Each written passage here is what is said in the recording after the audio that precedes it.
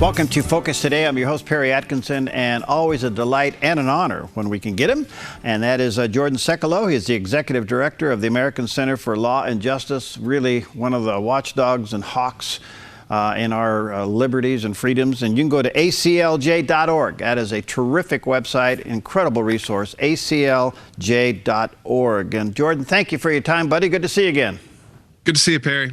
All right, the big question is, what's up with the Ninth Circuit? Where are we? Can you give us an update? Yeah, I expect a decision today, and obviously this has taken a bit longer than all of us expected. Sometimes, on these procedural matters, Perry, you don't even have to have an oral argument, which they had by phone for 1 hour. You could just have briefing and then just a one-page statement by the courts, a slip order it's called a slip order, which says, the stay has been granted, the motion for stay has been denied, one or two of the options. Here, it appears that there's obviously an opinion being drafted and maybe even a dissent. So you could have multiple opinions coming out of this three-judge panel. It could be 2-1. It could be all three on one side or the other. I mean, you could keep speculating. But what we do expect is that it should come today, and we would expect that, again, out on the East Coast, in the early afternoon, but you never know. They say they're going to give us a 60 to 90 minutes warning from the Ninth Circuit Court of Appeals before the decision comes out on the motion requesting a stay of the temporary restraining order. I listened to a lot of that audio, not being the attorney and trained like you are. What do you think? It was a very, again, I knew from the Ninth Circuit, it's what we call a results-oriented, I think that's a nice way of saying it, circuit, rather than law-based circuit. They that's because it leans to the left. It's the most overturned circuit court in the country by the United States Supreme Court. And so they have a very judicial activist kind of approach to results-oriented approach. And you heard that in the questioning to the Department of Justice attorney. They got right into the merits of the case. You had a judge asking, an Obama appointee, she was asking about evidence. And another judge talking about percentages and does the president have the power to do this without review? And the answer is really yes. But that was not what was actually at issue before them. All that was at issue was whether or not the state had met its burden to get a temporary restraining order, or had the judge at the district court level acted wrong. That, if you thought that was where they were supposed to be talking about, you didn't really hear that in the full hour. What you heard a lot about was there was some about the state injury, which I think again is very attenuated at best. But the sense that the state supposedly met the standard that they would likely succeed on the merits of this case, that they would win based off the president's that the president would not have the power to issue this executive order. We filed a brief in this, Perry. I think that the Department of Justice, now we have an Attorney General, Jeff Sessions, suffered because of that lack of having full-time politically appointed solicitor generals and new attorneys that really believe in what the administration's doing. I think that's a difference too. That was a career attorney, and you can kind of hear that in his tone. He's been at the Department of Justice 19 years. I'm sure he's a fine attorney, but apolitical, doesn't necessarily believe in what this administration is trying to do, and that came out in his tone. So I don't think that was particularly great. But that being said, oral argument is part of the judge's decisions, but none of us expect good things out of the Ninth Circuit. I think if you go in with that mindset, you can be happily surprised, Perry, if something that you agree with comes out of it. Well, I listened to some of it and trying to be as objective as I can. And like you said, Jordan, it's the Ninth Circuit, so I don't have a good feeling about this. So let's say the court upholds the judge's stay. What then does the president have for an option? It's got a couple of options. One, this could be happening now, though I think that would have probably happened quicker. The Ninth Circuit, this group of three judges, could on its own say, the entire Ninth Circuit, en banc is what's called, needs to look at this. This is so important. This is a presidential order. They could call on that themselves. The Trump administration could also ask for that kind of review. That would mean in the Ninth Circuit, each circuit court has rules about what en banc, the whole court, means. The Ninth Circuit's so big, there's over 40 judges. Yeah. That means 11. So 10 plus the chief judge. That, I think, again, it's an option for the Trump the Department of Justice if they want to maybe slow this down, but staying in the Ninth Circuit probably does them no good. So instead, Perry, what I think is a better option for them is they can go to the Supreme Court and they go to what's called the Circuit Justice. And the Circuit Justice for the Ninth Circuit is Justice Kennedy. And he can issue a stay. So he can actually side with the Trump administration. He can also be against the Trump administration. Or he's got another option as well. He can refer it to the full court of 8. Right now, we don't have a ninth justice, so a full court of 8. And they can decide on this procedural matter whether or not the Trump administration should get a stay of the temporary restraining order. And what that means is that the executive order would go back into force. And then this would go through the normal trial of, looking at the constitutionality, legality of what the president has done, which is very clear here, Perry, based off not just his broad constitutional powers as commander-in-chief when it comes to national security in Article 2, but also in the Immigration and Nationality Act. So he's acting at what we call the apex of presidential power when you have both the Constitution and congressional statute on your side as president to act independently on your own through executive order. So at the end of the day, this seems to be extremely prejudiced. At least that's the motive behind the Ninth Circuit judge putting the stay on the president.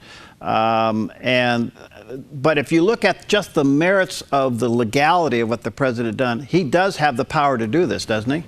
That's right, Perry. I think that if all of us, the whole country, could look past the whether they like this or not, and whether they think it's good policy or not. And remember, that is not these judges' role. Their role is not to be legislators. Though they like to legislate from the bench, they like the idea of fixing things, especially on the left. Their job is not to say, is this good policy or policy that I like? It's basic. All they need to say is, does the president have the authority to do this or not? Not if I like it. So does he have the authority to do it? We look to the Constitution in Article 2. It's been interpreted broadly that the president has these national security powers. So designating countries, specific places, that would fall under that power. You can make an argument just under the constitutional power of the president, the Article 2 power. But it gets much stronger for President Trump in this situation, because in the existing law, the Immigration and Nationality Act, there's actually a provision, 1182F, which says that at any time the president feels that a class or group of specific people or from a specific region are proposed to be a detriment to the United States security, to the security of the American people, he can stop them from entering the country. It's very clear language. It allows you to make class distinctions. It allows him to make broad, and here we're talking about 7 specific places.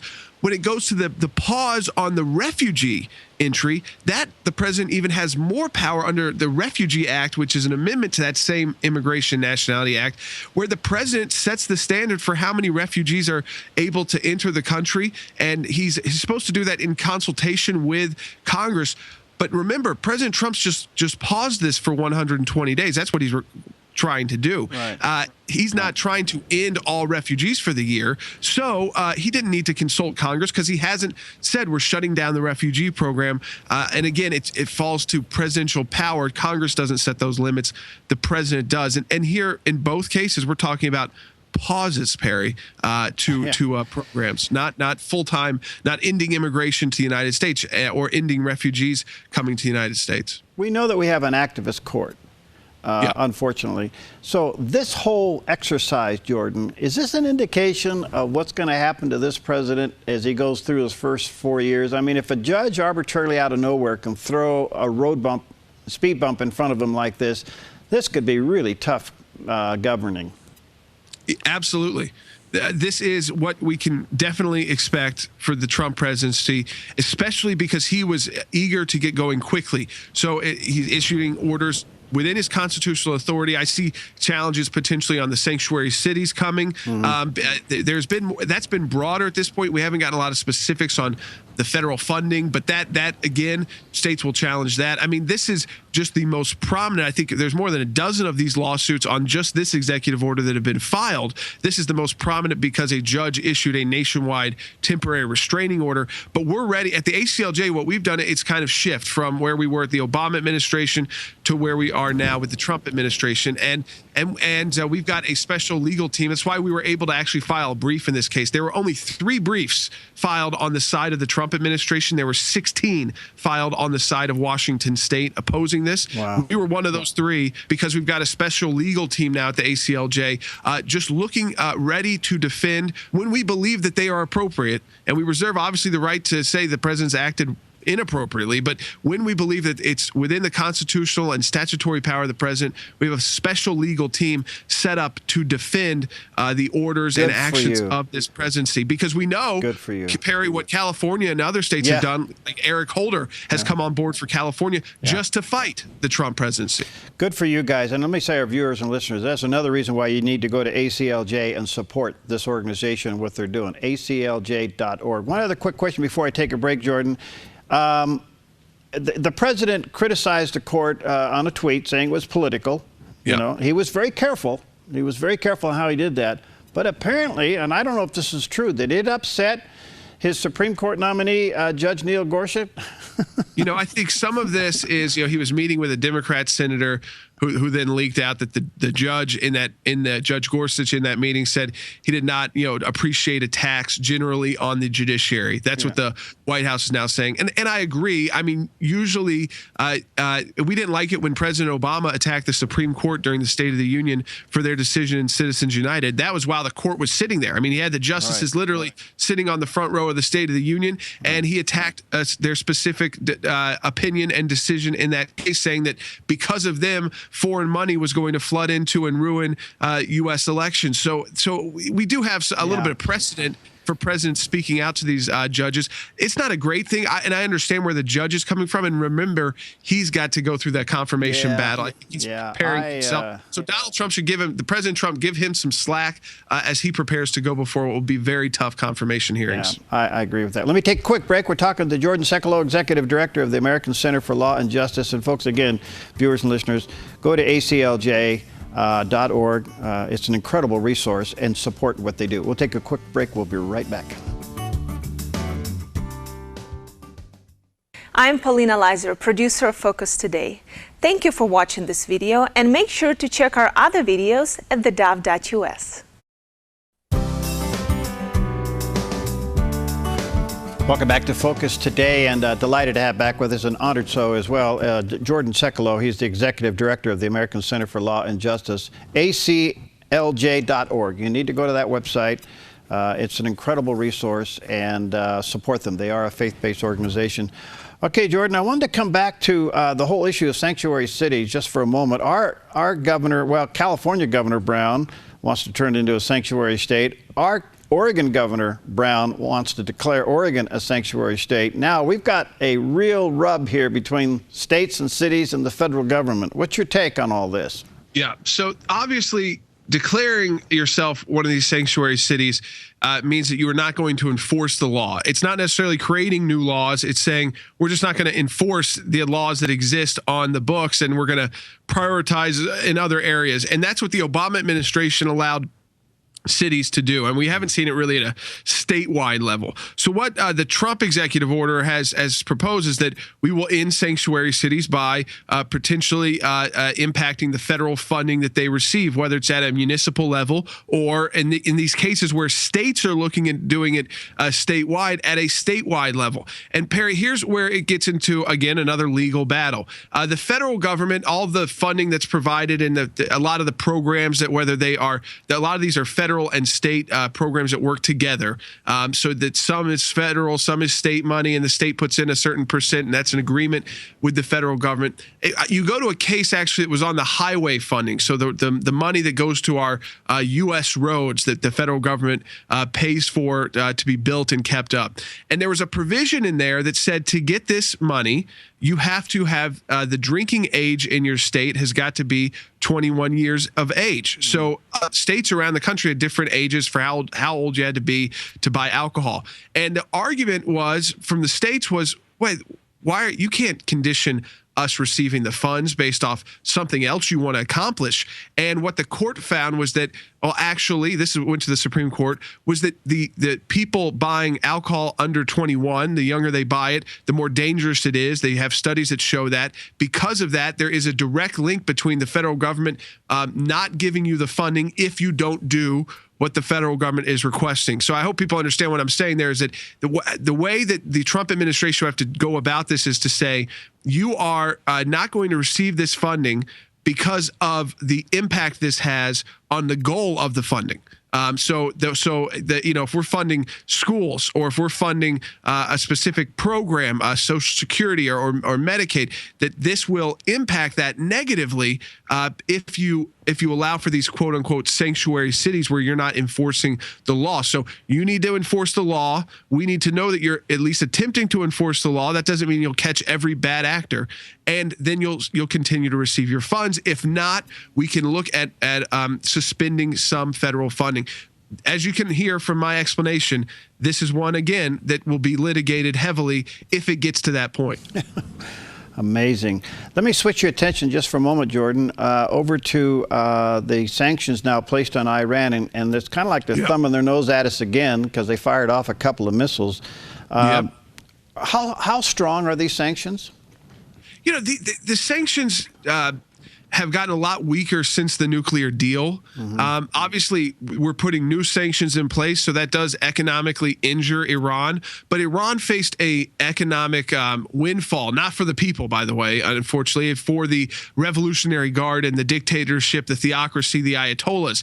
A windfall when that nuclear deal was agreed upon because there were so many sanctions lifted at the international level, at the level of the United Nations and from the European sanctions that were lifted, that Iran has experienced a windfall of cash. I think that's the best way to explain it. So these new sanctions are more specific, but I think it is just the Trump administration ultimately, Perry, just trying to let Iran know very clearly, as you've already heard General Mattis say, and General Flynn, who said, Iran, you're now on notice, right. that this is a new administration that will act swiftly, that does not necessarily agree with this nuclear deal, and it appears that they're in violation, that is reviewing what they can do in response to that. Obama administration put the Trump team in a very difficult spot because this deal is not just between the U.S.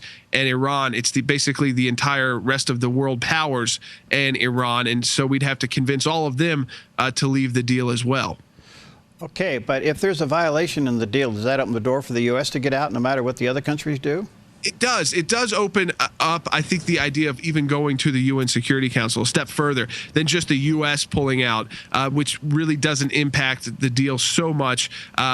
Again, because you're still not taking necessarily action in the military sense. I think it needs to be, if Iran continues on this path, we're going to see an uptick. Tomorrow is their big day of protest against America when they celebrate their Islamic revolution of 1979. And you'll see very tough rhetoric. You'll hear death to America chants, the death to Israel chants, the people out in the streets that are forced to be out in the streets protesting. I honestly believe that this is unfortunately heading to maybe a potential military action. I know that is what the Trump administration is doing their best to prevent. No one wants to have to go in even and drop bombs on Iranian military sites if they don't have to, because of how that could escalate in the region. But if Iran continues to act in a way that is, again, violates the agreement and is aggressive, then there may be no other choice. Wow. So many things come out of this. Let me ask you this. As you know, the president is considering seriously moving the embassy from Tel Aviv up to Jerusalem. And I know that that's being looked at, and the repercussions of that. Would that escalate? Obviously, it escalates the pressure in the Middle East, but could that escalate things even further in light of what could be an unraveling of the nuclear deal with Iran? This would be more of a Palestinian issue, Perry, and obviously there are the Arab countries, different than the Persians of Iran, which are more specific about this idea that it's Arab territory, that the capital of Israel, Jerusalem, is actually theirs. But the truth is, it's where Israel's government is based. It makes sense. Yes, there may be people upset by this. The people who would be upset by this are terrorists. And this is just, yes, would they potentially use it as another excuse to continue the terror that they're already carrying out? Maybe. But I think it really comes down to, I think it's a decision. Ultimately, it's made by the U.S. government, but we want to do it in consultation with the state of Israel. And I really would want the Trump administration to work with Prime Minister Netanyahu's team diplomatically to do this at a time when it is best for Israel. We don't, even though we all love the idea of putting our embassy smack in Jerusalem to send that symbol that we recognize Jerusalem as the capital of the Jewish state of Israel.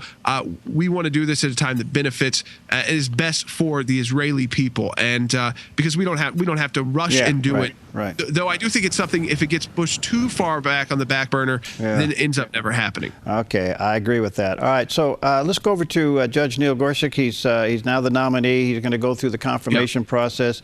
It appears he may fly through fairly easy. I mean, I don't know if too many Democrats that are up for re-election can really oppose this guy. You hit the nail on the head right there.